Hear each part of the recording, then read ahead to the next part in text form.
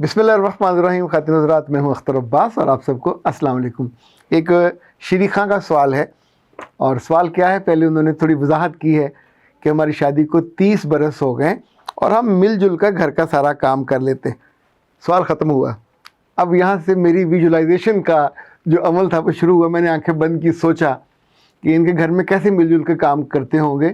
میاں برتن دھو دیتے ہوں گے، بیوی کھانا کھا لیتی ہوگی، میاں صفائی کر دیتے ہوں گے، بیوی گند ڈال دیتی ہوگی، میاں سبزی کاٹ دیتے ہوں گے، بیوی اس میں مسالہ ڈال دیتی، پکاتا میاں ہی ہوگا.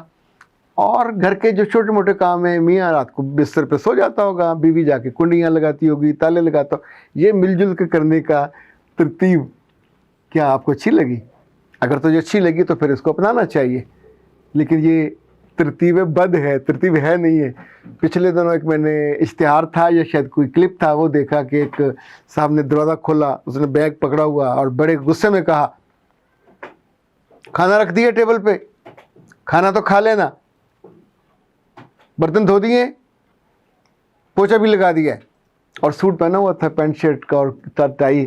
اور اب مجھ سے کچھ اور توقع نہ رکھنا، جو کام بچ جائے گا وہ شام کو آ کے کر دوں گا. پھر وہ چلے گئے. اگر تو آپ نے یہ طرز زندگی اپنے لیے چنا ہے تو ظاہر ہے یہ بہت لمبا چلے گا نہیں. اگر کسی اور کو پتہ چلے گا تو جس کو بھی پتہ چلے گا وہاں بندے کی بڑی پھر انسلٹ ہوتی ہے، چونکہ یہ ایکسیپٹیبل نہیں ہے. اچھا جی، ریحانہ ساجد کہتی ہیں کسی پڑھے لکھے ہونے کا ثبوت یہ ہے کہ اپنی فیملی کی ذمہ داری اٹھائے اور اپنی بیوی کا تحفظ کرے اور ضرورتیں پوری کرتا ہو. یہ ٹھیک بات ہے. یہ بہت بنیادی سی چیزیں ہیں. ذمہ داری اٹھاتا ہو، تحفظ دے اور ضرورتیں پوری کرے. چوتھی چیز بھی ہے، اس کے بنا یہ رشتہ نہیں چل سکتا، وہ ہے اپنی بیوی کی عزت کرنا. یعنی بیوی کوئی نوکرانی نہیں ہے، وہ ایک پورا وجود ہے. اس نے آپ کی نسل آگے لے کے چلنی ہے، تو اس کو اتنی بڑی ذمہ داری اللہ نے دی ہے، سوسائٹی نے دی ہے، اور آپ اس کی اتنی عزت بھی نہ کرو کہ جو آپ کا نام زندہ رکھنے کا باعث بنے گی، جو آپ کے گھر کی مالکن ہے، جو آپ کے گھر کی چودرانی ہے، آپ اس کی عزت بھی نہ کرو. محبت چلے اوپر نیچے ہوتی رہتی ہے، پر اپنی اہلیہ کے ساتھ تمیز سے، تہذیب سے بات کرنا، اچھے انداز میں اس کا دل رکھنا، مجھے لگتا ہے یہ بھی بنیادی انسانی وصف ہے، انسانی شرف ہے یہ، جس کو یہ نہیں آتا.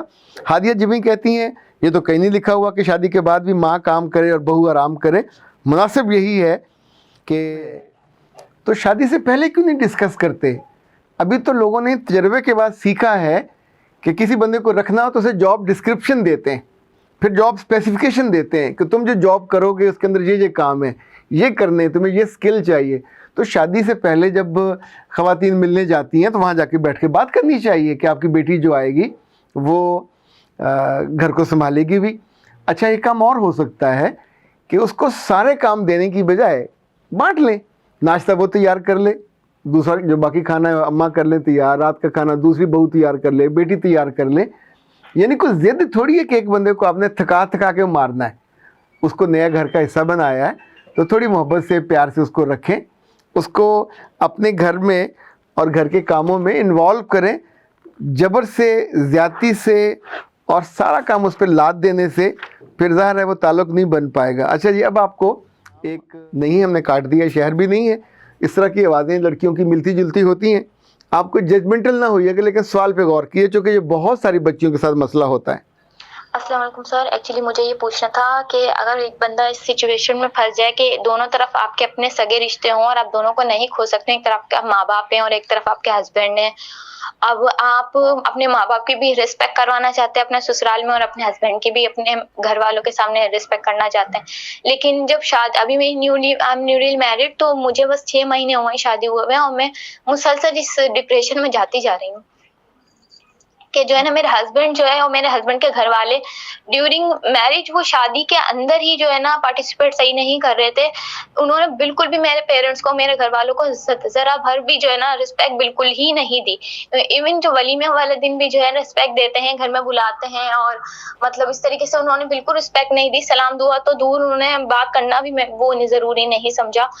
اب وہ اس کے بعد جو مسائل پیدا ہوئے ہیں وہ 6 مہینے کے اندر یہ ہوئے ہیں کہ وہ ایک دوسرے کا سامنا کرنے کے باوجود سامنا بھی نہیں کر कर पाते, वो उनकी, क्योंकि उनकी अपनी सेल्फ रिस्पेक्ट है कि यार जब वो पूछ नहीं रहे हैं तो हम किसी के घर में जाके जलील क्यों हैं, और वो लोग आके जलील करते हैं, मतलब वो इतने ज्यादा कि वहाँ अपने बेटी ले ली, मतलब। और उसके बाद मेरी सिचुएशन ये है कि मेरे हस्बैंड बोलते हैं आप मेरे घर वालों की रिस्पेक्ट करें। अगर मैं उनके घर वालों की रिस्पेक्ट कर भी लेती हूँ तो बदले में वो मेरे घर वालों की रिस्पेक्ट नहीं करते बिल्कुल भी। अब मैं सिचुएशन, जी वही मसला है कि अगर मैं अपने ससुराल की, सास ससुर की रिस्पेक्ट कर लेती हूँ तो बदले में तो वो मेरे माँ बाप की रिस्पेक्ट नहीं करते, तो मैं उनकी रिस्पेक्ट क्यों करूँ।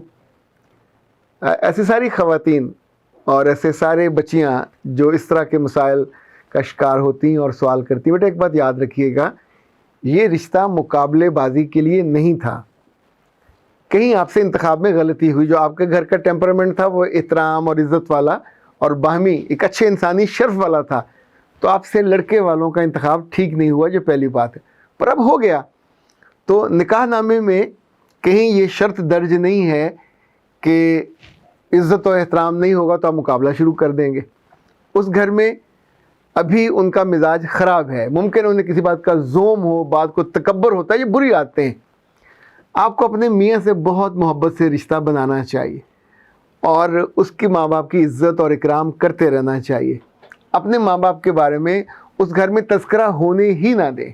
वो आपके माँ बाप हैं, आपके मियाँ कुछ अरसे बाद शायद उनको माँ बाप के तौर पे नहीं कबूल कर ले, क्योंकि जब तक उसके माँ बाप का असर है वो बदतमीज़ी भी कर सकता है, ज़ुबान दराज़ी भी कर सकता है, आपका दिल दुखा सकता है, क्योंकि बेसिकली ये लोग आपको अंडर प्रेशर रखने के लिए आपके माँ बाप को डिसरिस्पेक्ट करते हैं।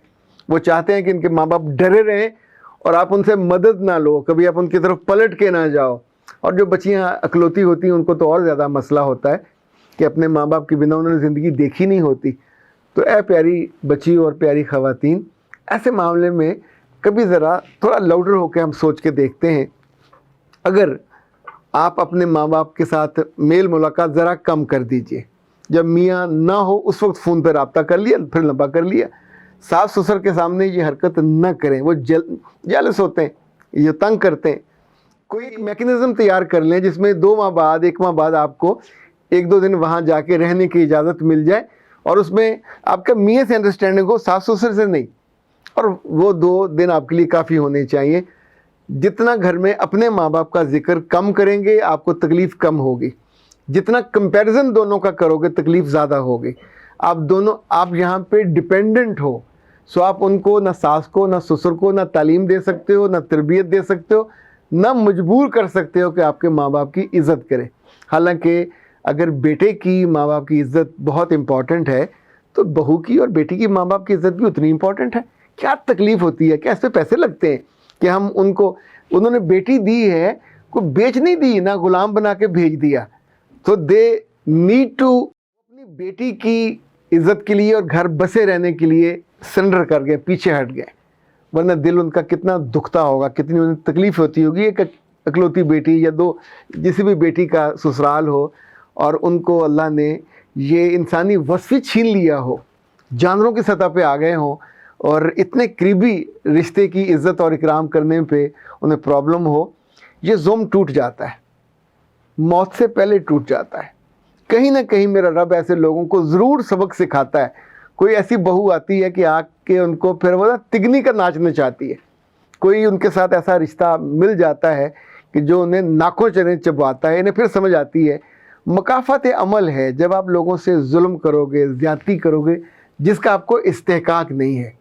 तो मेरा जो सजेशन इस बेटी को या बाकी सबको है कि अगर कभी माँ बाप की मुकाबलेबाजी शुरू हो जाए इज़्ज़त की, तो आपको अपने ससुराल के साथ खड़े हो जाना चाहिए।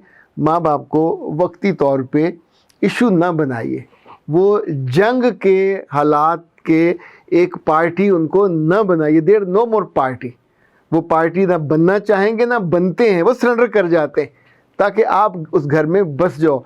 फिर शायद कुछ अरसे बाद, कुछ बरसों बाद वहाँ कोई एक बंदा इंसान का बच्चा बन जाए, 2-4 वहाँ से रुखसत हो जाए, चूँकि जब तक ये जो पुरानी नस्ल है ये रुखसत नहीं होगी, ये ज़मीन के ऊपर से ज़मीन के नीचे नहीं जाएगी, तब तक ये अज़ाब रहता है। अल्लाह ना करे इस वजह से रिफ्ट इतनी बढ़ जाए कि घर टूट जाए, वो ज़्यादा तकलीफ़ देह होता है, आपको उस तकलीफ़ से निकलने में बहुत वक्त लगता है। अल्लाह ना करे ऐसा हो, पर ये जहाँ हम रहते हैं यहाँ बहुत सारे ऐसे लोग हैं, बहुत सारे ऐसे घर हैं, शक्ल उनकी मोमनों जैसी है, नाम उनके मुसलमानों जैसे हैं, काम उनमें से बिल्कुल मुसलमानों जैसे नहीं है। यानी बुनियादी इंसानी शाइस्तगी, शराफत, और जो एक क्या कहना चाहिए, दूसरे ख़ानदान को, और वो भी आपकी अपनी बहू है, उसके ख़ानदान को, उसके माँ बाप को इज़्ज़त देते हुए जो तकलीफ़ होती है, ये बहुत ही छोटे दिल की और छोटे ज़र्फ़ की अलामत है। पर ऐसे कम ज़र्फ़ लोग हमारे यहाँ पाए जाते हैं, उनके साथ फिर आपको सब्र और पेशेंस के साथ ही गुजारा करना पड़ता है। पर इन्हें बदला मिलता ज़रूर है, आपकी नस्ल से मिल जाएगा, आपकी औलाद से मिल जाएगा, मिलता ज़रूर है, बचते नहीं हैं ये। अख्तर अब्बास को इजाज़त दीजिए। अस्सलाम वालेकुम।